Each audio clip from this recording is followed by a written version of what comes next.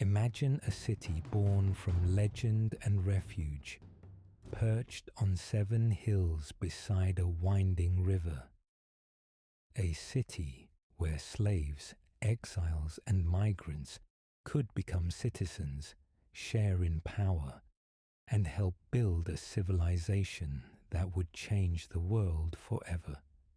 This is Rome, a small tribal settlement that grew into the greatest empire the ancient world ever knew. The Latin language they spoke gave birth to modern tongues that now cover half the globe.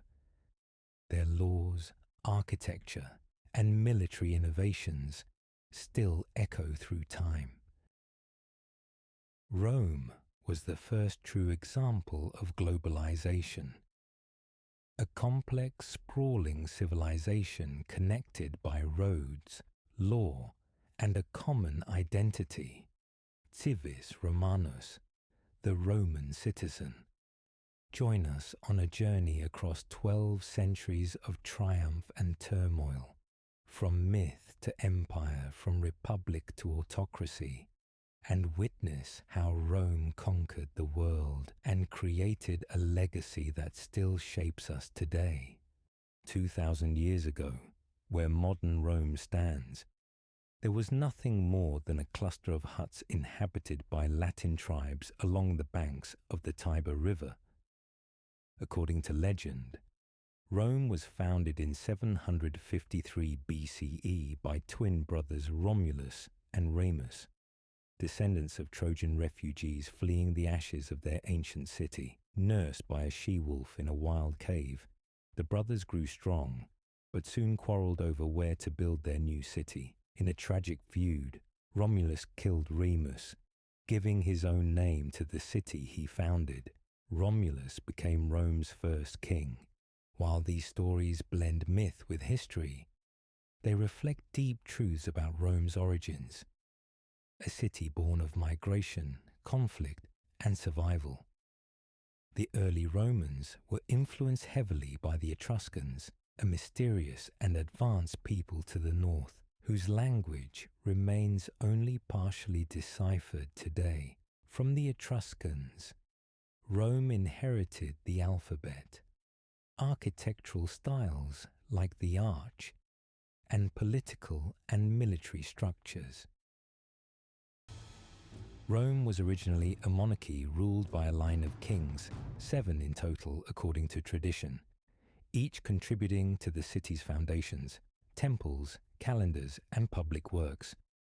Yet monarchy bred resentment, and in 509 BCE, the Romans expelled their last king, Tarquin the Proud, after a scandal involving his son's assault on a noblewoman named Lucretia. Determined never to allow such concentrated power again, the Romans established a republic, a system where 2 consuls elected annually shared power and were checked by a senate composed of patricians, the aristocratic ruling class.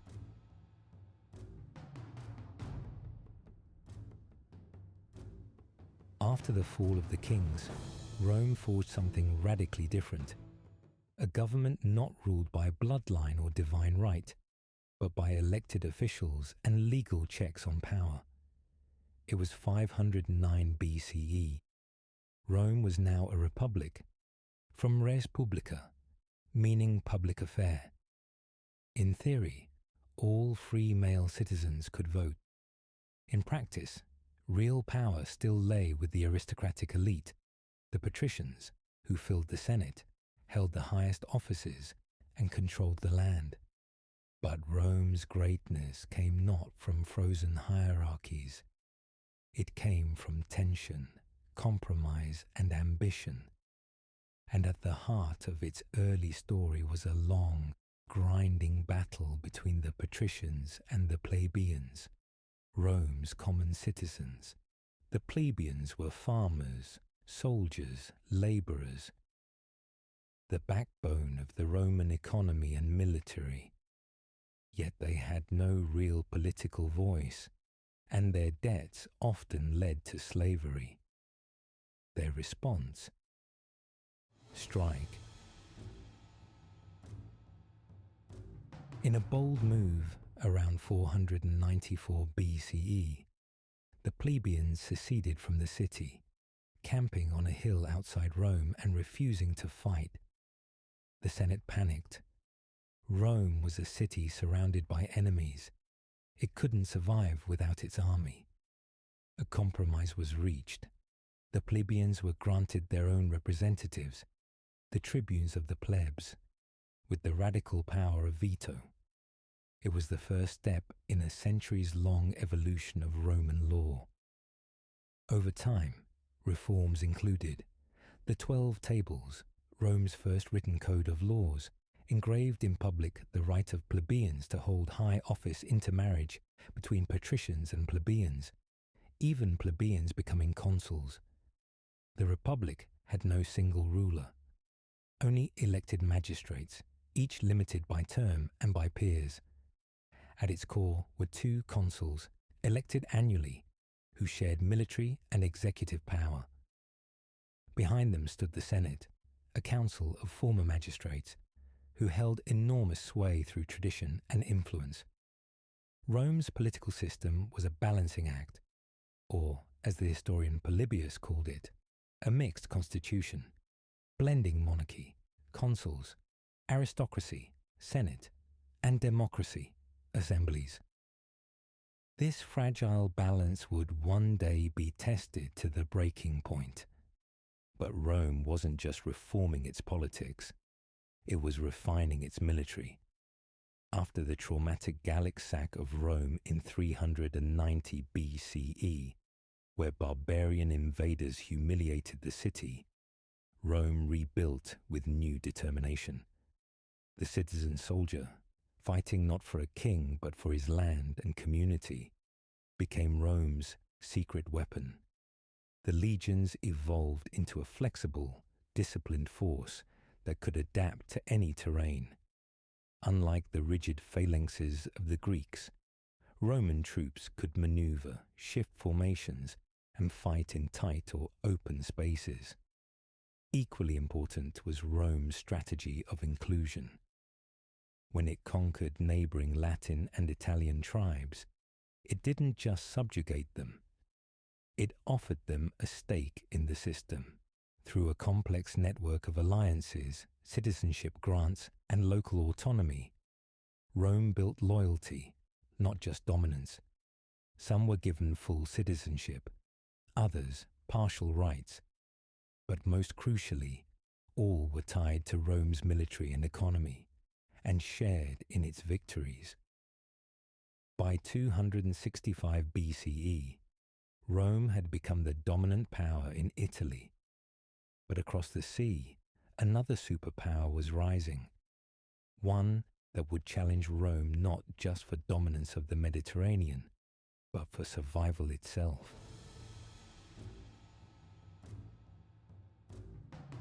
By the 3rd century BCE, Rome controlled the Italian peninsula, but the Mediterranean, Mare Nostrum, as they would one day call it, was far from Roman. That title belonged to Carthage, a wealthy naval superpower born of Phoenician traders, ruling from North Africa and rivaling Rome in ambition. 2 rising giants, 1 sea between them. It was inevitable. Rome and Carthage would clash 3 times in what history remembers as the Punic Wars, the greatest conflict of the ancient world. First Punic War, 264 to 241 BCE. Rome, inexperienced at sea, fought a 23-year-long war to seize Sicily, and won by adapting quickly. They invented a naval innovation, the corvus, a boarding bridge that turned sea battles into infantry skirmishes where Rome excelled. Second Punic War, 218 to 201 BCE. Then came Hannibal, the Carthaginian general whose name still sends shivers down military historians' spines. He did the unthinkable, crossed the Alps with war elephants, ambushed Roman armies, and delivered catastrophic defeats at Trebia, Lake Trasimene, and Cannae, where 50,000 Romans were slaughtered in a single day. Rome was shaken, but not broken. Their response was endurance. A young general named Scipio Africanus turned the tide. He studied Hannibal's tactics, invaded North Africa, and forced Hannibal into a final confrontation at Zama in 202 BCE. Rome won. Carthage was stripped of its navy, territory, and independence, but survived for a time. Third Punic War, 149 to 146 BCE. A generation later, Roman senators, especially Cato the Elder, who ended every speech with Carthago delenda est, Carthage must be destroyed, got their wish. Rome razed Carthage to the ground. The city burned for 17 days. Survivors were enslaved. Salt was said to have been sown into the earth. Carthage was no more. While Rome battled Carthage in the west, it turned its gaze east, to the fractured remains of Alexander the Great's empire. Greece, Macedon, and Asia Minor became targets not just of conquest, but of assimilation. Roman generals, enamored with Greek culture, took not only land but art, literature, philosophy. By 146 BCE, the same year Carthage fell, so too did Corinth, a major Greek city. Rome was now the undisputed master of the Mediterranean. But military triumph brought with it a dangerous side effect. Wealth, slaves, and glory flooded into the Republic, and with them came inequality, political violence, and ambition without limits. Rome's victories made it rich, but not equal. The Republic's new provinces funneled wealth to a narrow elite. Latifundia, vast slave-run estates, replaced small citizen farms. Veterans returned home to find themselves impoverished and dispossessed. Influxes of slaves from conquered lands, perhaps a third of Italy's population at one point, created a permanent underclass and fueled growing unrest. Rome had won the world, but it was losing its soul. Its institutions, built for a small city-state, were buckling under imperial weight. The Senate became corrupt. Elections were violent.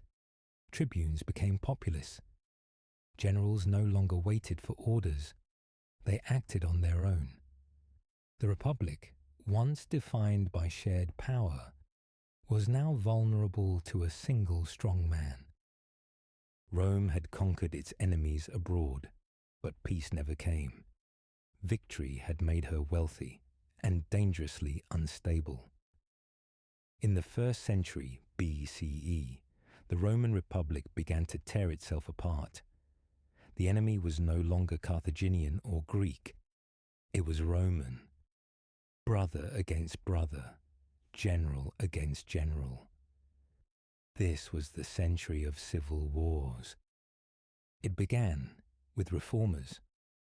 Tiberius Gracchus, a young tribune, saw how Rome's veterans were returning home to poverty, their farms seized by wealthy elites.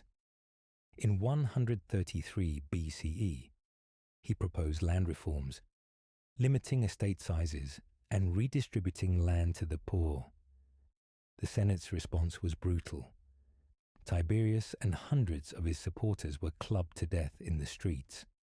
A decade later, his brother Gaius Gracchus tried again, pushing not only land reform, but citizenship rights for Italians. He too was hunted and killed. Their deaths shattered a taboo. Violence was now a political tool. In the chaos that followed, two names emerged: Gaius Marius and Lucius Cornelius Sulla. Marius, a war hero, broke tradition by recruiting landless men into the army. Loyal not to the Senate, but to him, his military reforms would echo for generations. Sulla, his rival, took things further.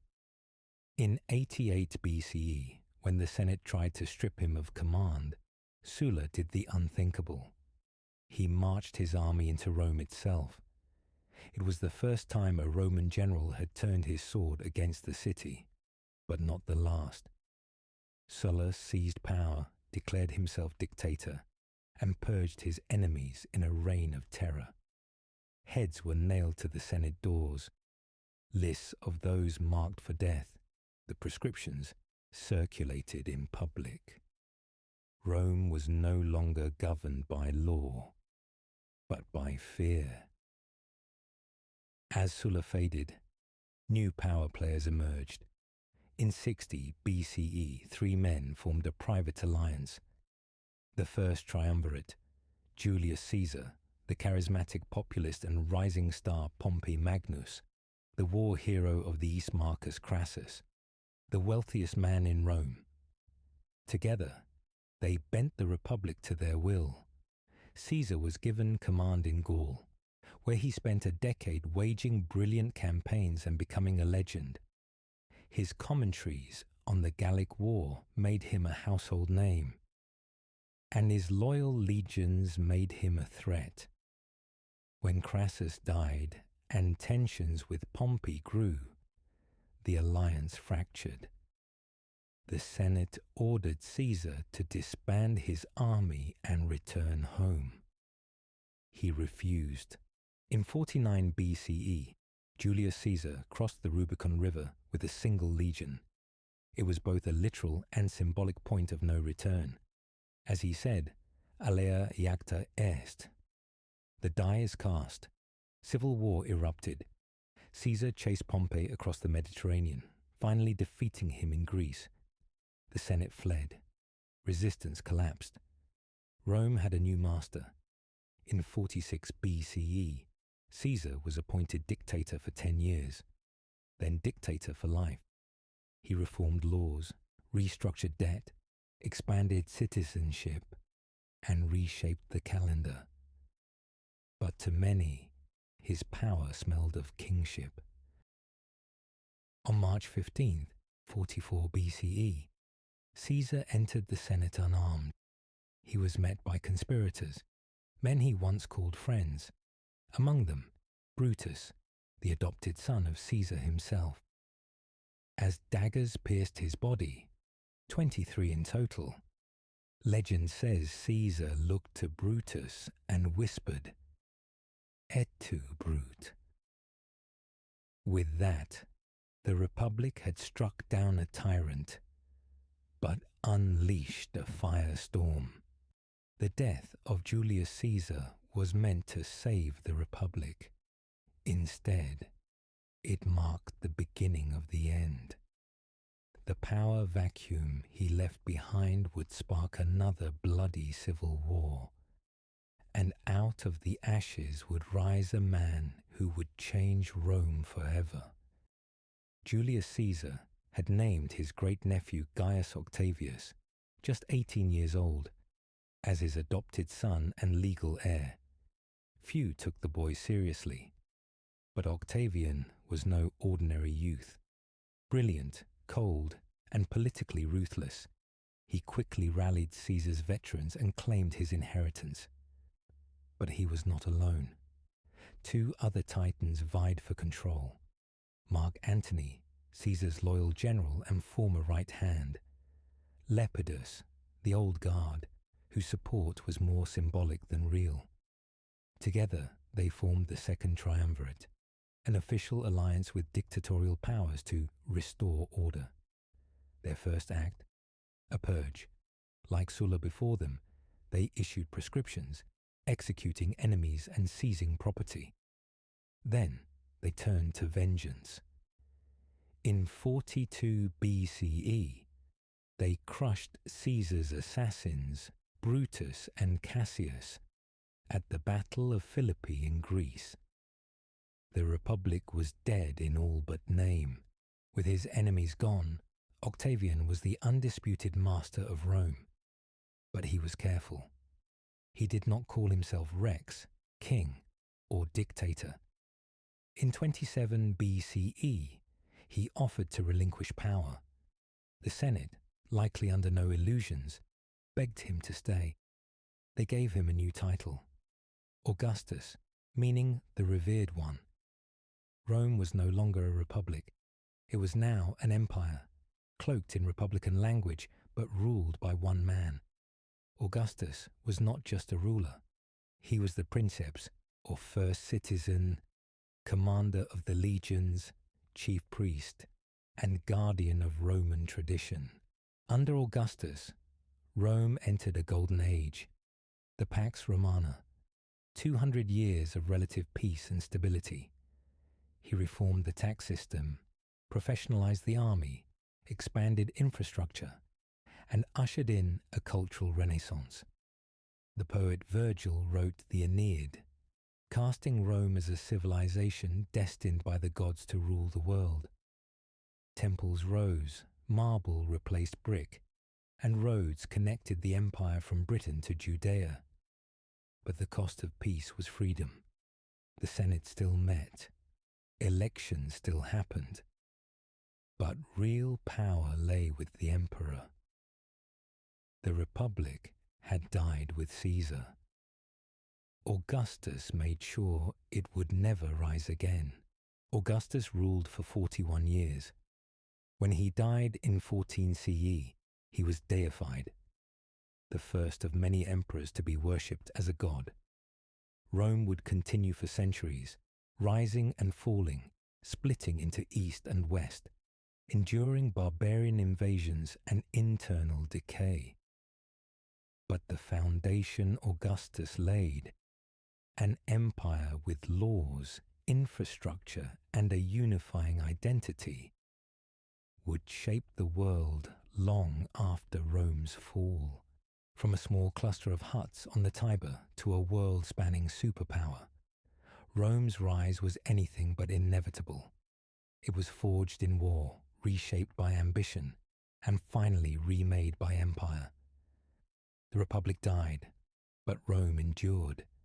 Its language, its laws, its roads, even its ruins, all still whisper one undeniable truth. Rome never really fell.